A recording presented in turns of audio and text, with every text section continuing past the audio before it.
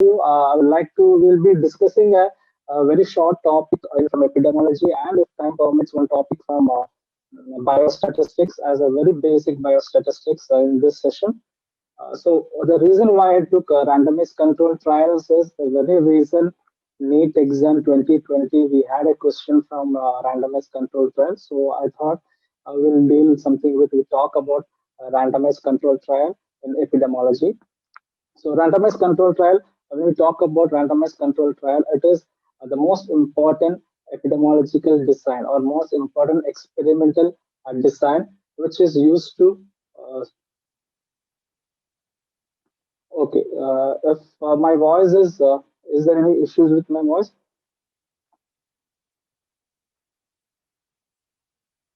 Fine.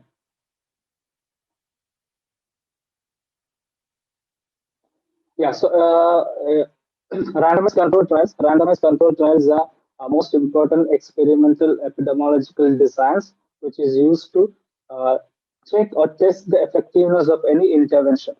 Okay. So intervention means that you're doing some experiments into study subjects. So the reason why it is called as randomized control trial and why it is a part of experimental studies. When you talk about any experimental study, as the word says, experimental study designs, we are doing some experiments or you're doing some intervention onto the patient. So you're doing directly inside the patient. When you do some procedures directly inside the patient, we call it as experimental study. Unlike your other study designs which you come across in your analytical studies, for example, your case control and cohort, or your cross-section in your observational studies, you don't intervene into the patient. Means to say you're not doing any procedures inside the patient. So when you do some procedures inside the patient, when you're doing an intervention inside the patient, we call it as experimental study. And apart from randomized control trials, you have field trials and community trials, which are not very much concerned for us. The major difference between a randomized control trials or a community trials is in randomized control trials, the individual is the point of study or the unit of studies is the individual. The main focus or what you're studying is the individuals. Whereas in a community trials, as the word says, you're taking a larger community, a larger population, community intervention trials. Yeah. So that is your randomized control trial where you are doing some interventions, you're doing some experiments, or you're doing some procedures inside the patient.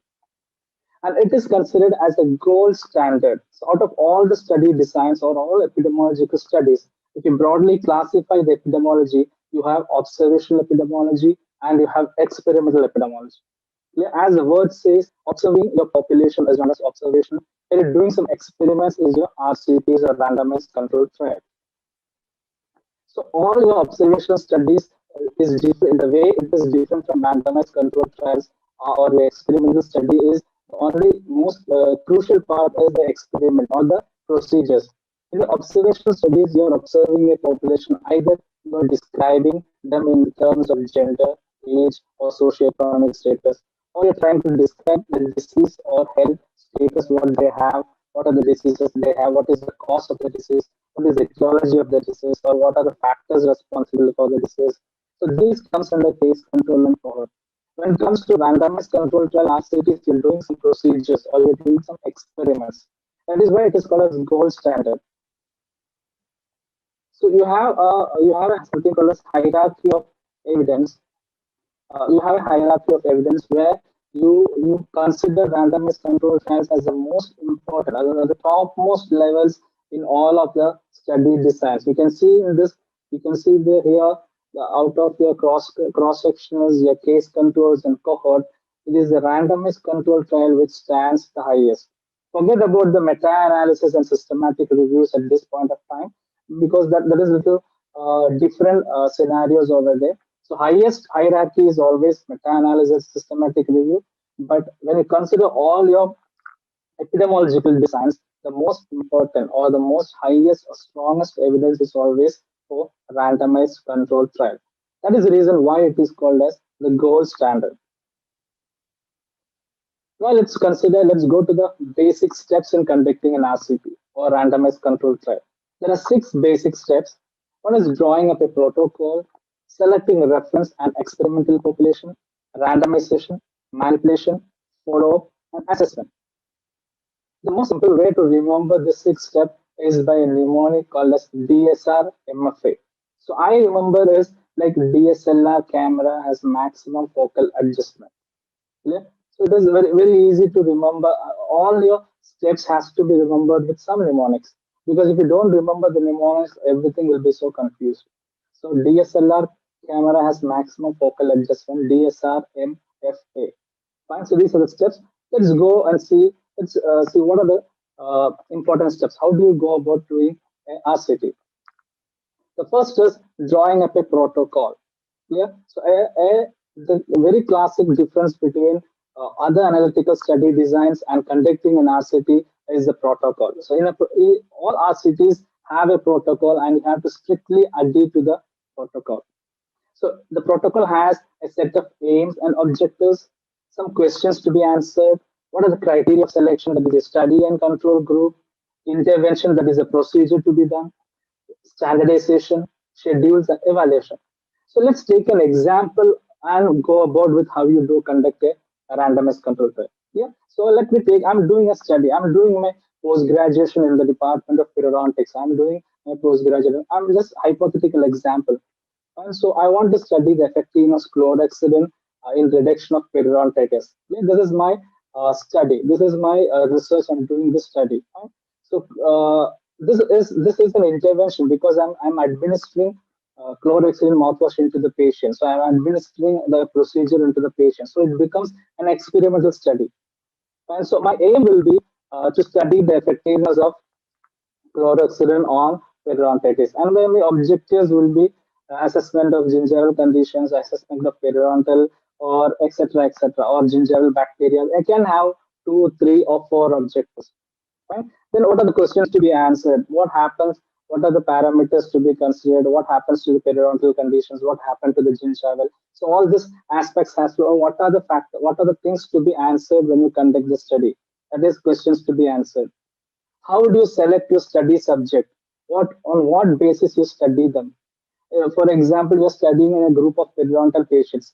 Should they have or should you avoid the patients who are having some systemic diseases like your diabetes or they are if they are having any immunocompromised diseases? So this stands out to the criteria of selection.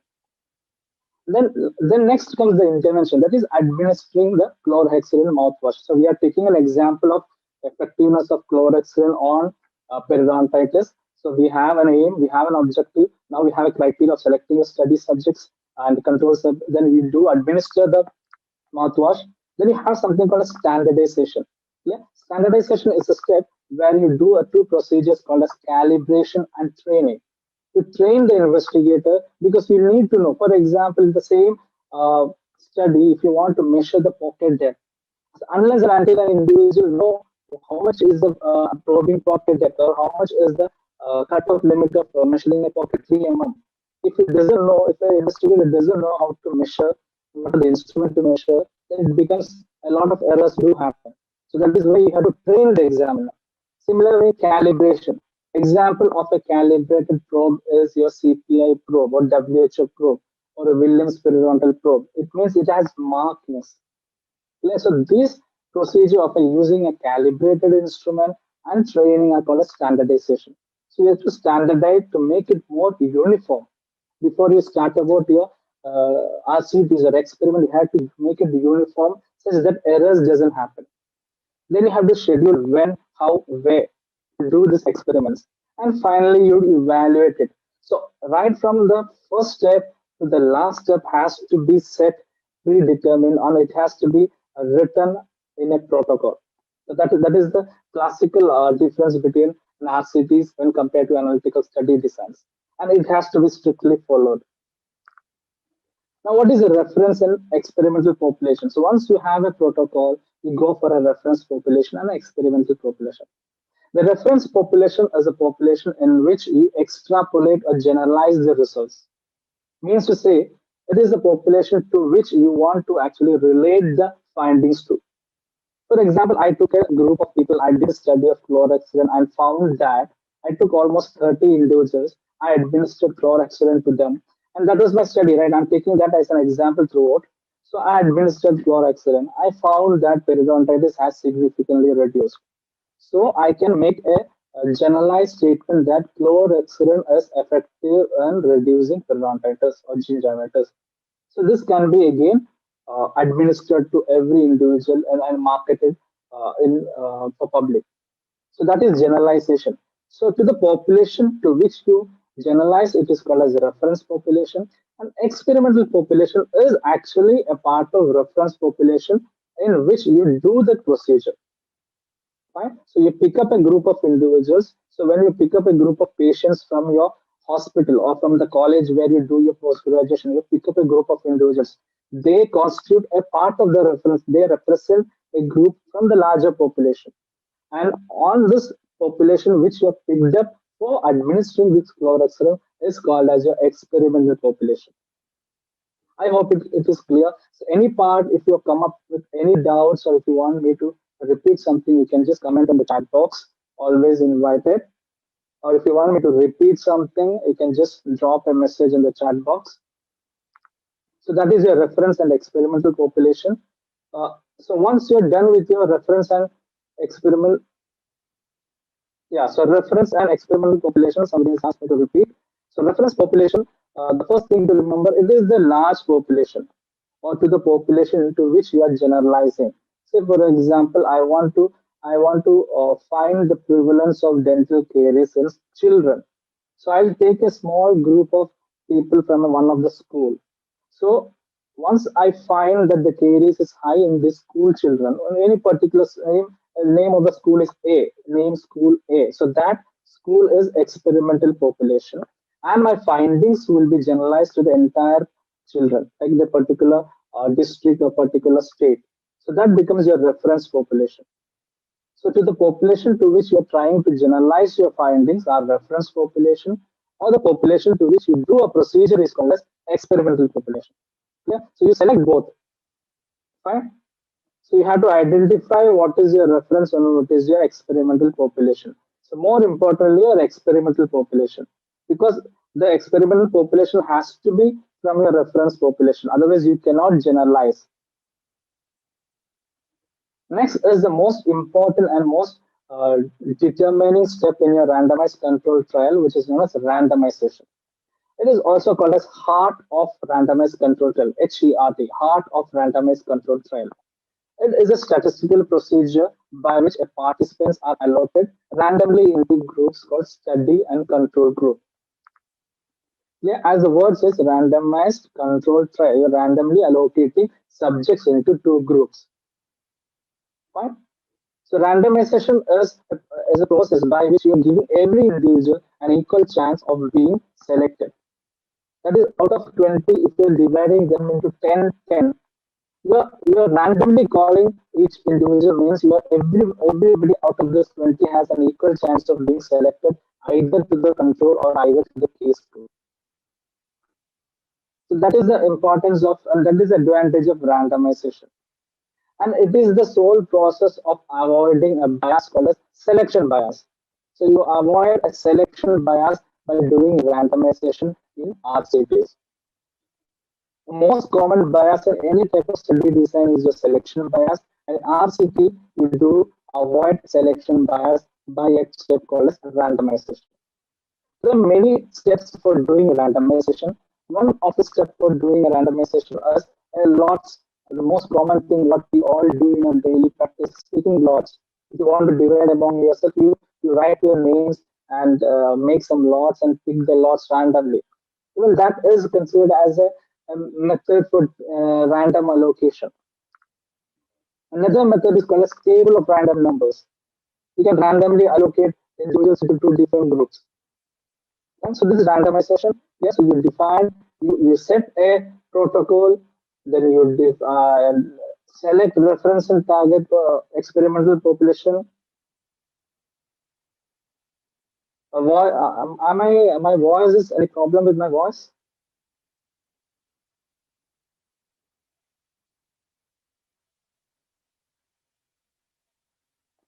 Okay, okay, 1 second.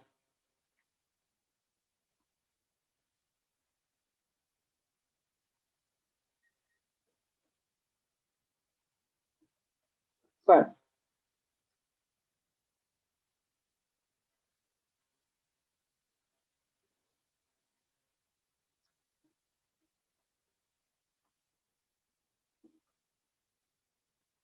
Yeah, so randomization.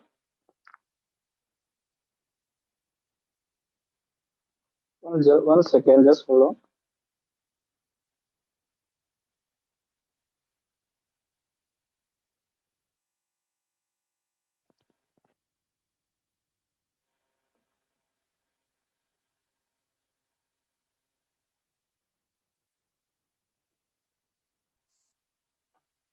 Am I audible now?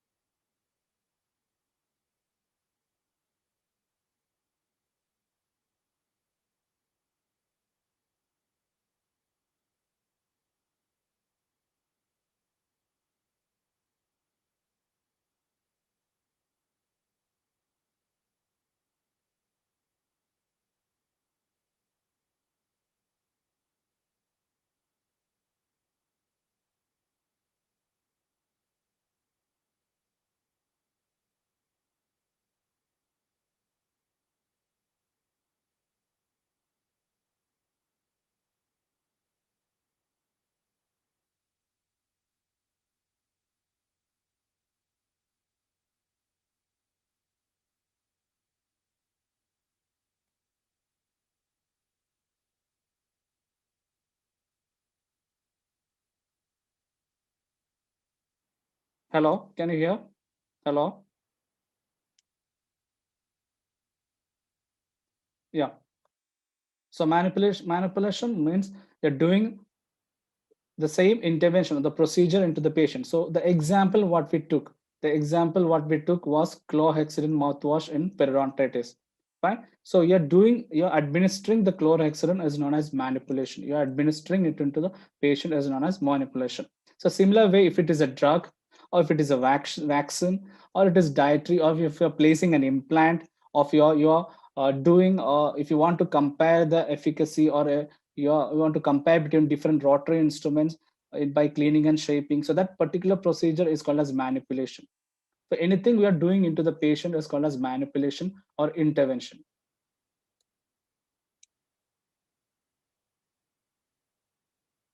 Next is follow-up. Once you're done with follow-up, so it is examination of the groups or the group of individuals at defined intervals of time under similar conditions in a very standard manner. That is, some studies require follow-up over a period of time, that is 1 month, 2 months, sometimes it will be 3 months or 6 months. It depends upon what you are studying. So follow-up simply means that you're trying to evaluate the subjects or to evaluate the individuals over a period of time, specified period of time of equal intervals. So for now example, when you're administering chlorhexidine in reduction of periodontitis, we have to evaluate them in 2 months or 3 months or after 6 months. So to see that at what interval this particular drug or particular mouthwash is effective in reducing the periodontitis. So that is the follow-up. And a loss to follow-up is called as attrition. You might have come across the word attrition in conservative. So here attrition is different. Many times they do ask questions on attrition. So attrition here is loss to follow-up. So a patient does not turn up to follow-up examination. First you have administered them chloroxine. You recall the patient on third month. He did not follow up. Or he did not come on the third month. It is called as loss to follow-up. And the term is attrition. The reason most common reasons for attritions are death, migration, and loss of interest. And last, you do assessment. Okay, you assess the outcome. Once you have completed your study at the end of 3 months or 6 months, you have completed the study, you check for the outcome. The outcome can be two ways. Either it is a positive outcome as you decide, or it could be a negative outcome, which is undesirable. At times it could be undesirable. Sometimes it will be as a consequences or side effects. Whatever the outcome, you have to assess and evaluate it. In case of chlorhexidine and periodontitis, the positive result is the reduction of periodontitis. Thereby, you can say that your experiment was successful in reducing effective in reducing periodontitis. Whereas in some other examples, like you're administering antihypertensive drugs to a particular group of individuals, like a pregnant woman, there will be some side effects of the drugs. So that those can be recorded as negative results in your study or in your experiment. So both your positive and negative outcome has to be assessed. Clear? So these are the 6 steps in randomized control trial. Fine. So again, I'll repeat the steps. You start off with, I hope any doubts you have. You design a protocol. Clear? You select your reference and target, or reference and experimental population, and the most important step, which is your randomization. Then you do manipulation.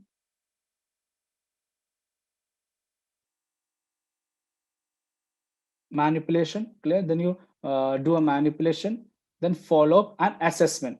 Fine. These are the most important. These are the 6 steps you do a randomized control trials. So our example was chlorhexidine periodontitis. You set a protocol. Clear? You set a protocol by defining the aim, objective, standardization, what are the things to do, schedule and evaluation. Then you go about selecting the reference and your experimental population. You randomly allocate the selected individuals into an experimental group, control group. You administer the chlorhexidine into them. You follow up of them over a period of time. Then you assess the outcome. Clear? So this is your randomized control trial. Now you have, we'll just see to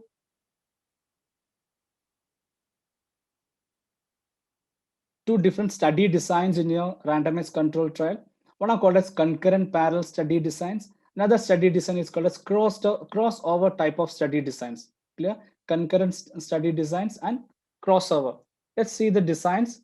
So concurrent as your typical normal RCTs, where you divide the group of individuals into randomly into exposed and unexposed two group, observe them over a period of time, and you check for the outcome. This is by default the conventional RCTs, concurrent parallel designs. Clear? What two groups? One is the experimental and your control group. You administer, you give the intervention, you give the experiment to one group, whereas the other is not, intervention is not given. Then you finally observe them over a period of time and you check for the outcome. Next is another type of study design, where the first phase it is almost same. You give the intervention to a particular group, where intervention is not given to a particular group. You observe them a period of time. Then at a particular point of time, you stop them.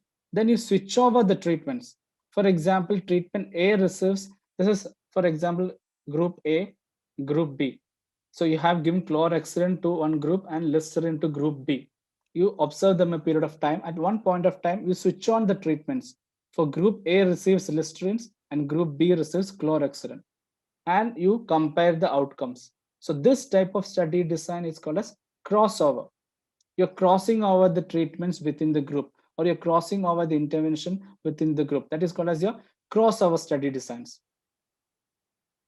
Fine. And the period before you start off crossing over is known as washout period. Okay? You wait for a period before you switching over the treatments. It's called as washout period, because usually it is done for pharmacological or drugs, where if you want one, for example, if you're administering one particular drug, there will be some residual effects of the drug inside your body. So you need to completely eliminate the residual effects. For that, you wait for a particular period of time based on the drug. Sometimes it will be 1 week, 2 week, or more than that. After that, then you administer the next drug to the other group. So the advantage of this crossover is the same group acts as its own control. It means both the intervention or both the drugs have been received by the same group. So you don't need an additional control for comparing between two drugs. So that is the advantages of this crossover design. So you have a concurrent parallel design. That is how a conventional RCTs is done. Then you have a crossover designs. Clear? Now let's solve some questions. We'll just see how much you have understood the short sessions. So this was a question which has been asked in your recent NEET 2020. Fine. So the group of people, so you can just comment on your chat box the answers. The group of people enrolled for a study on random basis remains in the same group till study completes. So what type of study design is this? Yeah, some people have come up with the answers.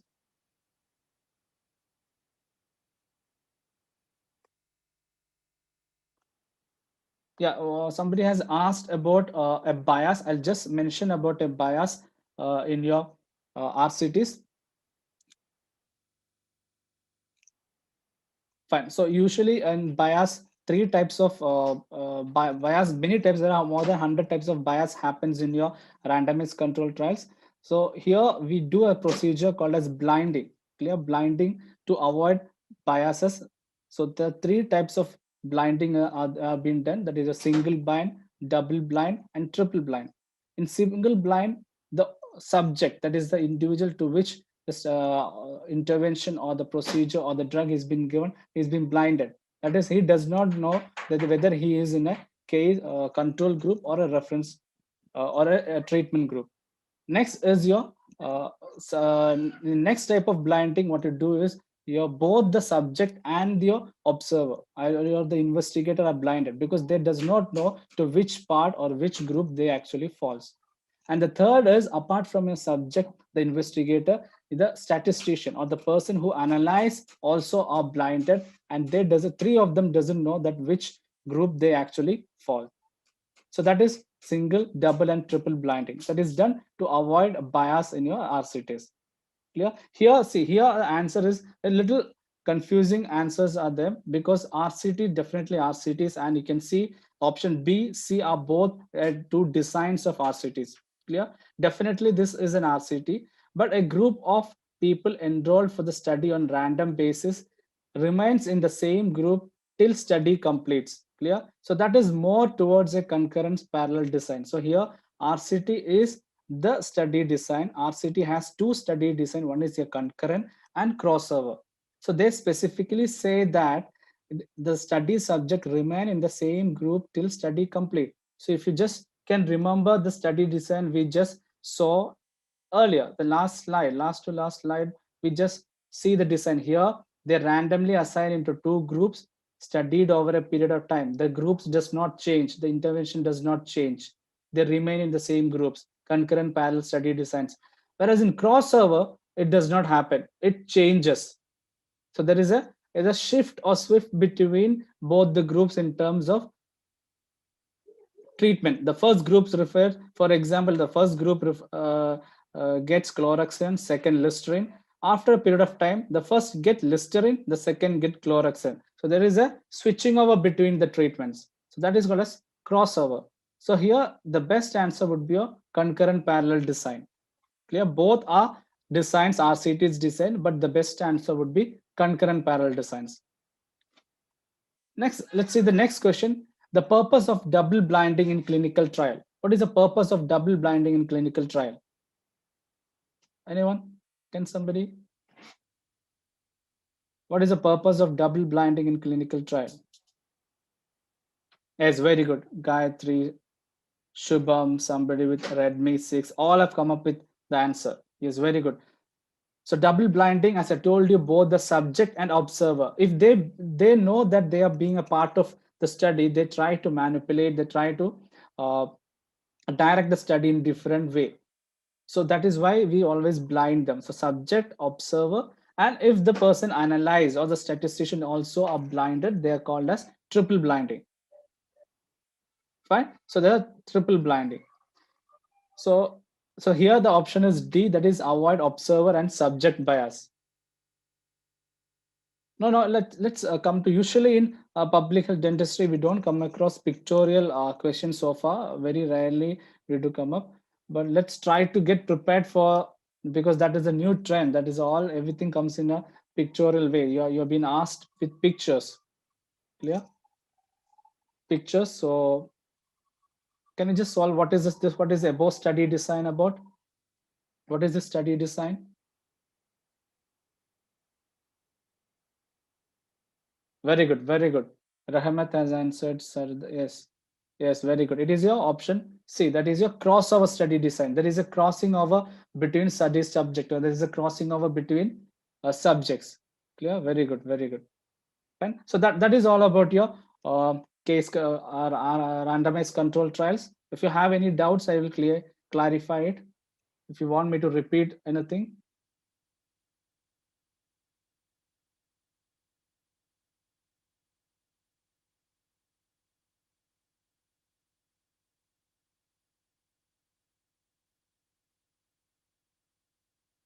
Yeah, somebody has asked me with protocol. Yeah, see, protocol is the first step in designing your RCTs, that is your randomized control trial. Fine. So before you start off your study, you have to set guidelines. Clear? It is simple as guidelines. You have a set note of guidelines in which you write and you decide what all things you are going to do.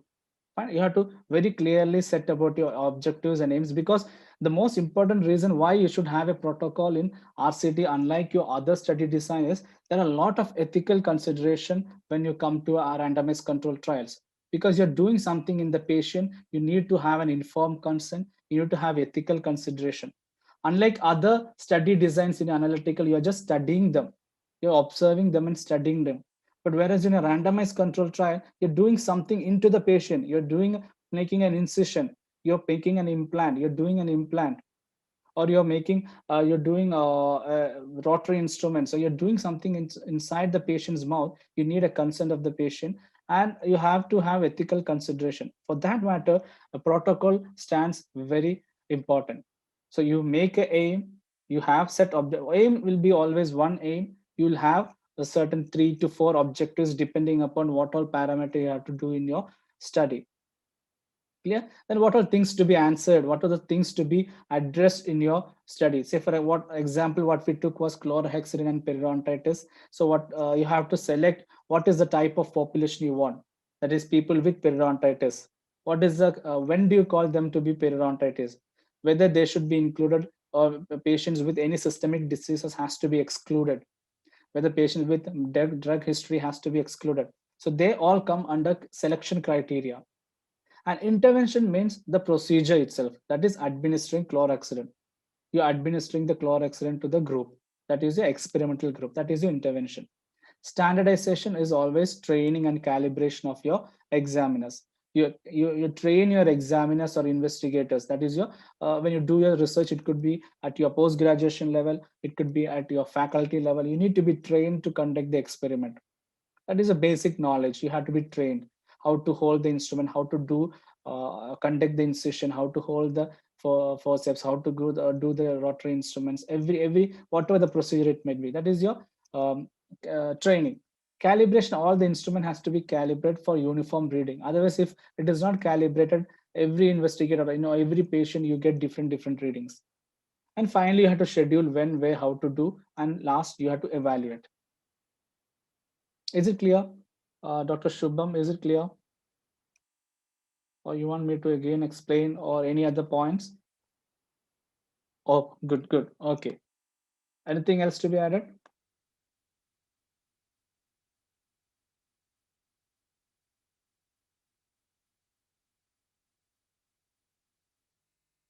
Okay, fine. So that concludes today's session.